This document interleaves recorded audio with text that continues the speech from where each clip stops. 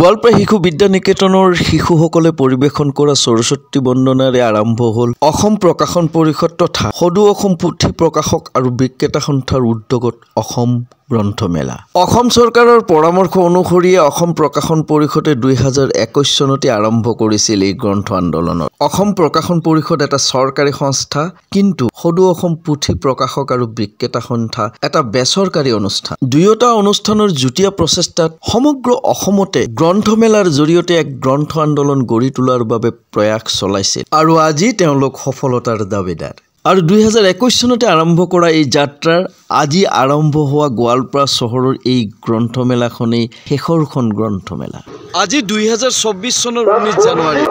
আজিৰ দিনটো গোৱালপাৰা ইতিহাসৰ এটা অন্যতম দিন হিচাপে পৰিগণিত হৈ থাকিব, কাৰণ অসম প্ৰকাশন পৰিষদ আৰু সদৌ অসম গ্ৰন্থ প্ৰকাশক আৰু বিক্ৰেতা সংস্থাই প্ৰথমবাৰৰ বাবে গোৱালপাৰা চহৰত গ্ৰন্থমেলাৰ আয়োজন কৰিছে। অসমৰ আগশাৰীৰ প্ৰায়বোৰ প্ৰকাশনেই আহি উপস্থিত হৈছে। আজি প্ৰথম দিন, কিছু সময় আগতে গ্ৰন্থমেলা উদ্বোধন কৰা, সেয়ে হয়তো সকলো বিপণী সাজু হৈ উঠা নাই। গোৱালপাৰা চহৰত আজিৰ পৰা আৰম্ভ হয় এই গ্ৰন্থমেলা। আগন্তুক 10 দিনলৈ চলিব। যিসকলে গ্ৰন্থ ভাল পায়, যিসকলে কিতাপ ভাল পায়, তেওঁলোকক এই গ্ৰন্থমেলাৰ বাকৰিলৈ এবাৰ হ'লেও আহিবলৈ অনুৰোধ জনালোঁ। অসম প্ৰকাশন পৰিষদে আয়োজন কৰা এই গোৱালপাৰাৰ গ্ৰন্থমেলা, অসম গ্ৰন্থমেলা সাফল্যমণ্ডিত হৈ উঠক, এয়ে আমাৰ কামনা। কিতাপ নোহোৱা ঘৰ আৰু খিৰিকী নোহোৱা কথা একেই বুলি কৈ গৈছে জ্ঞানী সমাজে। গ্ৰন্থমেলাই এক সুন্দৰ প্ৰয়াস চলাইছে এই অভাৱ পূৰণ কৰিবলৈ।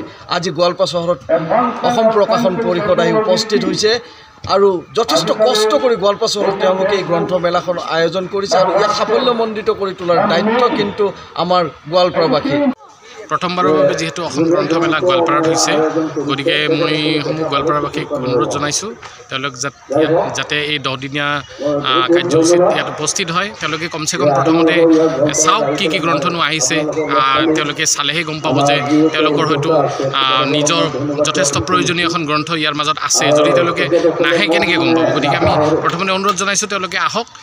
তাৰোপৰি ইয়াত ছাত্ৰ ছাত্ৰীসকলৰ কাৰণে বিভিন্ন ধৰণৰ প্ৰতিযোগিতা হ'ব, গতিকে অভিভাৱকসকলে তেওঁলোককো লৈ আহক আৰু নিজৰ ল'ৰা ছোৱালীক এইকাৰণে আনিব লাগে কাৰণ গ্ৰন্থ পঢ়াৰ অভ্যাসটো সৰুৰ পৰা গঢ় দিব লাগে। যদি মাক দেউতাকে গোটেই গঢ় নিদিয়ে, তেতিয়াহ'লে ল'ৰা ছোৱালী কেনেকৈ গম পাব? গতিকে আমি যিহেতু টিভি বা মোবাইল এইবিলাকৰ প্ৰতি ল'ৰা ছোৱালী আকৃষ্ট হৈছে, তাৰ বাবে আমিয়ে দায়ী। আমি গ্ৰন্থ তুলি দিব পৰা নাই তেওঁলোকৰ হাতত, কিন্তু ইয়াত যদি আহি উপস্থিত হয়, এটা পৰিৱেশ দেখে, হয়তো তেওঁলোকে নিজে নিজে যে এইখন কিনিম, মই এইখন কিনিম, এনেকুৱা গ্ৰন্থ সৰু ল'ৰা ছোৱালীৰ কাৰণেও বিশেষভাৱে গ্ৰন্থ আছে ইয়াত। মানে কথাটো হ'ল যে জীৱনত যদি প্ৰকৃত বন্ধু বুলি কোৱা হয়, তেতিয়াহ'লে কিতাপৰ বাহিৰে আৰু বেলেগ কোনেও নাই। গতিকে কিতাপৰ সৈতে বন্ধুত্ব গঢ়িবৰ কাৰণে আমাৰ উত্তৰ-সুৰীক আমি শিকাব লাগিব, প্ৰথম কথা। আৰু দ্বিতীয় কথাটো হ'ল গোৱালপাৰা চহৰত অসম প্ৰকাশন পৰিষদ আৰু সদৌ অসম পুথি প্ৰকাশক আৰু বিক্ৰেতা সন্থাই পোনপ্ৰথমভাৱে এই আয়োজন কৰিছে। আমাৰ বাবে অত্যন্ত সুখৰ খবৰ, আমাৰ বাবে ইতিহাস স্বৰূপ এই দিনকেইটা। আৰু মই এইখিনিতেও আপোনালোকক চিনাকি কৰি দিছোঁ, এওঁ অপূৰ্ব কুমাৰ দাস আৰু এওঁ আমাৰ এজন গোৱালপাৰাত এজন ভাল শিক্ষক, শিক্ষাৰ সৈতে জড়িত আৰু গ্ৰন্থমেলাৰ সৈতে তেওঁ কিবা প্ৰকাৰে জড়িত হৈ পৰিছে আৰু তেওঁলোকৰ সৈতে জড়িত হৈ এই গ্ৰন্থমেলাখন ছাকচেছ কৰাৰ বাবে, সাফল্যমণ্ডিত কৰি তোলাৰ বাবে প্ৰয়াস চলাইছে। আৰু এতিয়া প্ৰয়োজন গোৱালপাৰাবাসীৰ সহযোগিতা আৰু উপস্থিতিত। গোৱালপাৰা মহাবিদ্যালয়ত অনুষ্ঠিত এই গ্ৰন্থমেলালৈ আহক, ইয়াৰ সুস্থ বৃদ্ধি কৰক, কিতাপ চাওক, মন পচন্দ কিতাপখন কিনক আৰু এটা মূল্যৱান দিনক সুন্দৰ কৰি তোলক।